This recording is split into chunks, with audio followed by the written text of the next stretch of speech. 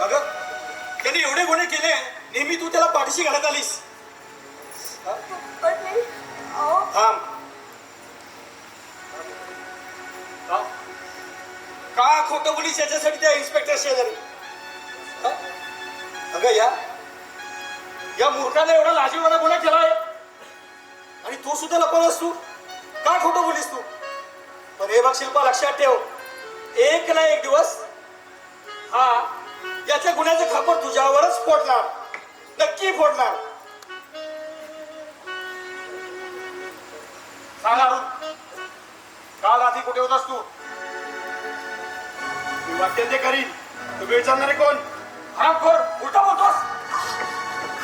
दादा, मोठा झालास म्हणून आजपर्यंत सगळं सहन केलं, पण यापुढे जर हात उचलशील ना तर तोच हात तोडून टाकेल.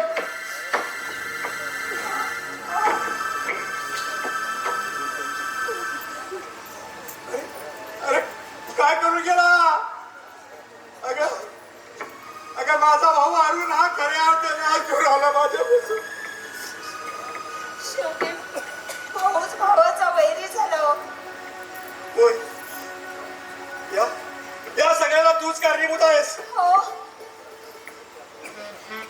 असंख्य गुन्हे तू पाठीशी घातलेस त्याचे.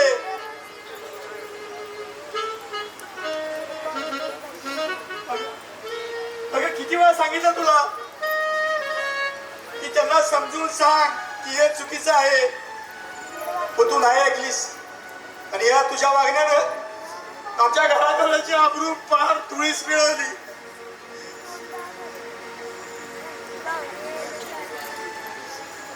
शिल्पा, हे वेळे तुझी माया चळली. अगं तुझ्या मायेचा वनवा झाला, वनवा.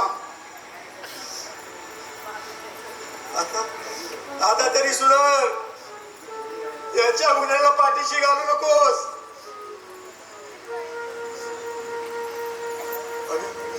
हे वेड्या, रागावलीस, राग आला माझ्या बोलण्याचा. रडू नकोस वेडे, रडू नकोस. इथून पुढे तरी लक्षात ठेव, तू जर असंच वागत राहिलीस तर यांचं, माझं आणि तुझं सुद्धा आयुष्य बर्बाद करून टाकशील. तू बर्बाद करून टाकशील. श्याम बापू, श्याम बापू, श्याम बापू, हा कागद बघा. मालकाने तुम्हाला कामावर बोलवलंय. हो हो. हे शिल्पा बघ, तुझ्या मालकाने माझी माफी मागितली आणि मला कामावरती बोलवलंय. आज तुम्ही कामावर जायचं नाही. अंगात किती ताप आहे बघा. अगं असू दे ग. हे बघ, मालकाने स्पष्ट लिहिलंय, एवढा जोखमीचा माल फक्त श्यामच पोचवू शकतो. आणि बरोबर आहे ना शोधू? असू द्या, त्यांच्या मालापेक्षा ना तुमचा जीव मला जास्त मोलाचा आहे. तुम्ही आज कामावर जायचं नाही. एवढा अंगात ताप असताना सुद्धा तुम्ही. अगं तसं नाही ग. हे बघ, अगं ट्रकच्या शेअरिंगवर बसलो ना की माझा ताप कसा भूरकन निघून जाईल. हो, पण मला काय नाही, त्यांना ड्रायव्हर घ्यायचं लागलं ढवाळ. एकदा का ते ड्रायव्हर सीटवर बसले ना त्याचा ताप असा निघून जाईल बघ. हो. अगं पण सदू पण आहेच ना माझ्या बरोबर. आता सदू बरोबर असले काय घाबरायचं मग? नाही, तुम्ही अजिबात काळजी करू नका. मी आहे त्यांच्या बरोबर. असं जातो ना असं येतो. तू लक्ष ठेवा नीट ना. अहो, सांभाळून ट्रक चालवा. तू नको काळजी करूस.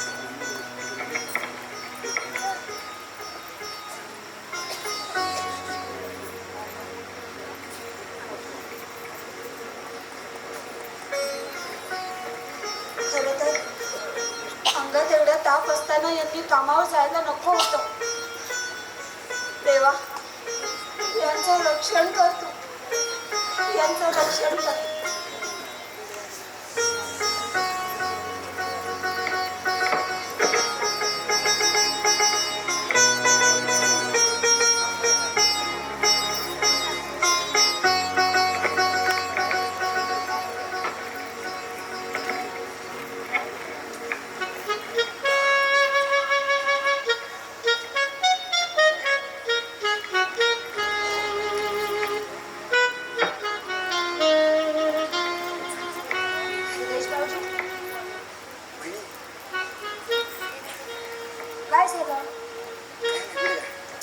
हो सांगा ना, काय झालं? अगं वहिनी, ती माया हं, ती म्हणे मी तिच्याशी लग्न करावं ग. मग तुम्ही काय म्हणालात? वहिनी मी सरळ नकार दिला ग. मी सांगितलं तिला मी लग्न करेन त्या मुलीशी तिला माझी दादा आणि वहिनी पसंत करतील. तर त्यावरती तिला राग आला. म्हणे किती दिवस जगणार तू तर ते दादा आणि वहिनीच्या प्रमाणे, आणि म्हणे आपण लग्न करून स्वतंत्र बंगल्यात राहू. अहो मग काय झालं? आम्ही आहोत दुःखाच्या वारसदार. निदान तुम्ही तरी सुखी व्हा. अगं वहिनी, तुला मी एवढ्या उलट्या काय असं वाटतं ग वहिनी? अगं मी जर माझ्या कातड्याने जोडे करून तुमच्या पायात घातले ना तरी तुमच्या मायाची उपकार फिटणार नाहीत ग वहिनी. बाबाजी, मी का कोणी परकी आहे का तुम्हाला? उपकाराची भाषा बोलताय ते? तुम्ही खुशाल मायाशी लग्न करा. ऐकलं? आता ना कधी कधी प्रश्न पडतो ना वहिनी, ही श्रीमंती शाप आहे की वरदान ग? जेव्हा तुझ्याकडे पाहतो तेव्हा असं वाटतं ही श्रीमंती ना ही शाप आहे. मला पत्नी हवी तुझ्यासारखी, तुझ्या स्वभावासारखी ग. तुझे घर सांभाळून घे. जसं तू माझ्यावर अरुण दादावर जीव लावलास तसं मला हे वाटतं ना माझ्या पत्नीने तुझ्यावर आणि आपल्या दादावरती जीव लावावं, तुम्हाला सांभाळावं. काय काय एवढं त्रास करून घेत आहे?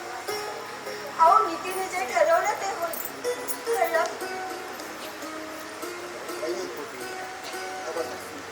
ती काही ठरवेल पण तुमचा आशीर्वाद जर असेल ना असा माझ्यावरती तर मी असाच सुखाने राहीन ग. ती नसली तरी चालेल. तर बघा, तुम्हाला लाख वाटत असेल की ती नीतीप्रमाणे वागत नाही, तर तुम्हाला खरं सांगू का? नीतीच्या कवचात ना हल्ली सापडते ती माती आणि अनितीच्या कवचात सापडतात ते मोती. अहो मायाचं तुमच्यावर प्रेम आहे. ती तुमच्यासाठी सर्व काही करायला तयार आहे. तुम्ही खुशाल तिच्याशी लग्न करा. अहो आमच्या बरोबर राहिलात ना तर रस्त्यावरच्या दगड खाण्याची पाळी येईल तुमच्यावर. अगं जर तुझा आणि दादाचा हात माझ्या डोक्यावरती असला ना वहिनी त्याचे दगडही मला हिरे वाटू लागतील. मला सांग वहिनी, तुझी माझ्यावरची माया कमी झाली आहे का मी नकोसं झालोय का? हं? असं तुला असं वाटत असेल मी पण अरुण दादासारखा वागेन. अहो असं काय बोलताय? तुमची बहिणी इतकी कृतज्ञ कधीच होणार नाही हो भाऊजी.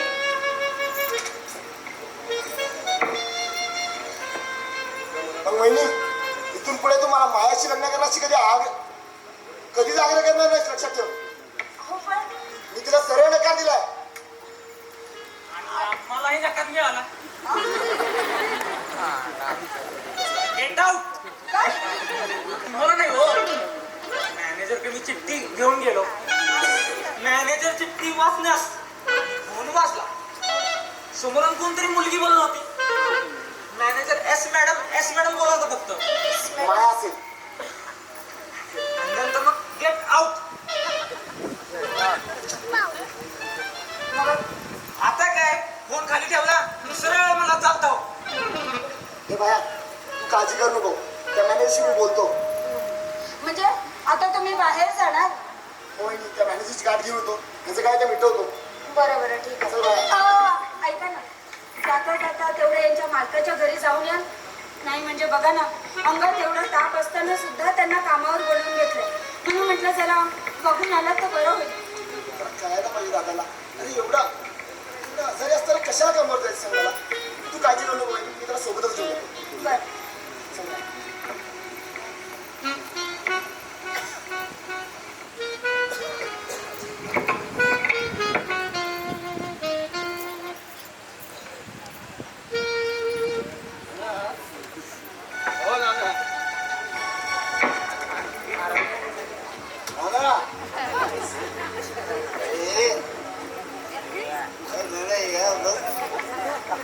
नागपाली मेरा सच्चा दोस्त है. सच्चे नाही सौदा सौदा नहीं, दोस्ती. सौदा नहीं, सच्चा. बस अरे नागपाल सारखा दोस्त मिळायला भाग्य लागते. वेळोवेळी तोच उपयोगी पडतो माझ्या. साले सख्य भाऊ एखाद्या वैऱ्याप्रमाणे मला वागणूक देतात. मी आज ऐश करतो कुणामुळं? नागपाळमुळे. नागपाळमुळं. नागपाळ दोस्ती जय. जे नाना नागपाळ तुम्हाला काय बोलतो? काय बोलतो? मनकवडे. अरे कसले मनकवडे, आपण तिघही बेवडे. अरे या 15 वर्षात मला जेवढा पैसा नाही मिळाला एवढा पैसा या 10 दिवसातच मिळाला आहे. नाना you are my होणारा father in law. काय म्हटले? सासरा होणारा. तुमच्या मुलीला मी उद्याच्या उद्याच तिथं आणणार लग्न लावून. असली वात्रट मुलगी लवकर खपेल तेवढे. ससुजी हो, शादी की तैयारी करो. बैंड वालों को बोलो ऐसी बारात निकालेंगे, ऐसी बारात निकालेंगे आज तक किसी की हुई नहीं होगी. अरे वरात काढू, वरात काढू, पण या घरात शे तू पहिला वेगळा हो. उद्याच्या उद्याच वेगळा होणार. अरे आता कसं वेगळं होणार? कसा? अरे नागपूरने या घरात जप्ती आणली. हो, पण मी तुला एक युक्ती सांगतो. बस जरा जास्त झाली. नागपूर आपला दोस्त आहे. तो तुझ्या खूप प्रेम करतो. तो तुझ्या दादाला या घरातून बाहेर घालवणार आणि तुला हे अख्खं घर तुझ आहे. त्यासाठी तुला एक काम करावं लागेल. काय करायचं? कागद काय हे काय? वाच रे. म्हणजे या कागदावर पहिली सही कर. कुठं करू? कर नाही ते.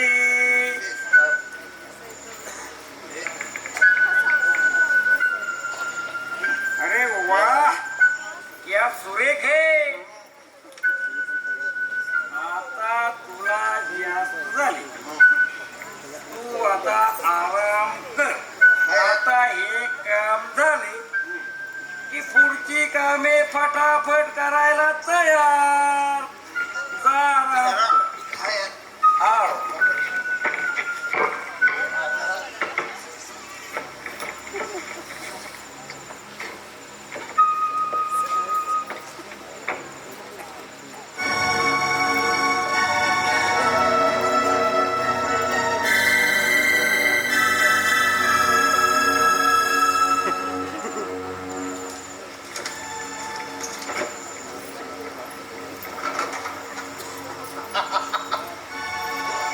वा वा, अरुण अगदी माझ्या जाळ्यात अडकलाय आता. आणि श्यामला या घरातून बाहेर काढण्याचा रस्ता मोकळा झाला. अरे अरुण, तू या कागदावर सही नाही केलीयस, तू तुझ्या मृत्यूपत्रावर सही केलीयस. हा कागद जरी हलका फुलका वाटत असला ना तरी यात या चौघांचं जीवन अडकलंय. मला वाटलं नव्हतं की अरुण एवढा बावलट असेल म्हणून. अरे बावलट माणसा, तू जिच्यावर प्रेयसी म्हणून प्रेम करतोयस ना, ती रखेल या नागपालची. जो पैसा मी तुला देतोय तो पैसा तू तिला देतोयस आणि ती मला आणून देतीये. आता या कागदानं मी सगळ्यांची वाट लावणार, पण आधी सुरुवात शिल्पापासून. शिल्पा, ए शिल्पा,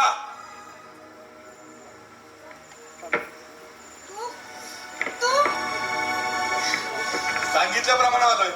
आपला वायदा म्हणजे वायदा, त्याच्या पुढे पोलिसांचा कायदाही फिका पडतो. हे बघ, ते आता घरात नाहीये. दुपारपर्यंत येते तेव्हा ये. अगं वेळी आहेस काय? मालक आहे मी या घराचा आणि इथं मालक कधीही येऊ शकतो. अगदी रात्री सुद्धा बर का. नपाल जिभेला आवर घाल. एका परस्त्री जवळ सभ्यपणानं बोल. मालकावर म्याव करतेस काय? कोण मालक? हे आमचं घर आहे. तू जप्ती आणशील ना तेव्हा पाहू. अगं जप्ती मी आजच आणणार होतो, पण माझं ना एक महत्वाचं काम बाकी होतं. ते काम आज झालं आणि हे घर या क्षणापासून या नागपालचं झालं. याचा अर्थ याचा अर्थ हे घर मी आजच खरेदी केलं. हे त्याचं खरेदी पत्र. कोणी कोणी केलं खरेदी पत्र? तुझ्या लाडक्या नवऱ्यानं आणि तुझ्या नावडत्या दिरानं. खोटं खोटं आहे. फसवेगिरी आहे. असेलही कदाचित, पण ह्या क्षणापासून हे घर या नागपालचं झालं. नपाल, अरे एखाद्याच्या असह्य स्थितीचा असा गैरफायदा घेऊ नये रे. नपाल, दूरच्या नात्यानं का होईना मी तुझी बहीण लागले. आज त्याच नात्यानं मी तुझ्या पुढे पदार पसरले. आज माझे पती किती आजारी आहेत. सुदेश भाऊजींचं अजून शिक्षण व्हायचंय. तू फक्त 2 वर्ष थांब. तुझी पायी ना पायी फेडेन. एवढी एवढी भिक्षा घालशील ना या बहिणीच्या पदरात. भिक्षा घालेल, पण बहीण म्हणून नाही. माझी रखेल म्हणून जर पदर पुढे करत असशील ना, तर त्यात मी माझा काळीजही फेकेस. आता मी तुला कोणत्या शब्दात सांगू? अरे अरे मी एकाची धर्मपत्नी आहे आणि आम्ही स्त्रिया कुंकू लावतो ना ते एकाच्याच नावानं, ते मरेपर्यंत. आणि तू ठीक आहे, मग मी सुद्धा तुला सांगते. तू खुशाल आम्हाला रस्त्यावर काढ. आम्ही आमचा संसार रस्त्यावरही करायला तयार आहोत. मी माझ्या पतीच्या पाठीशी खंबीरपणानं उभं राहील. ठीक आहे, जशी तुझी इच्छा. मग पडा रस्त्यावर. लुटे दाबरू तुझी गुंडांनी भर रस्त्यात. मी 1 तासात पोलीस आणि बेलीफला घेऊन येतो. बोचकी बांधून तयार ठेव.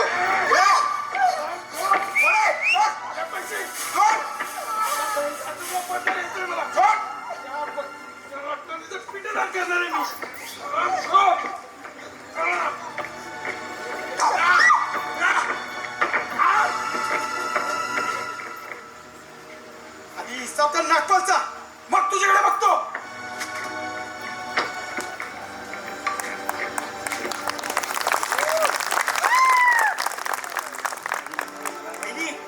वहिनी वहिनी महादेव महादेव काय तू एवढं महादेव देवाघरी गेला वहिनी. महादेव देवाघरी गेला. अरे काय बोललास तू? परत बोल.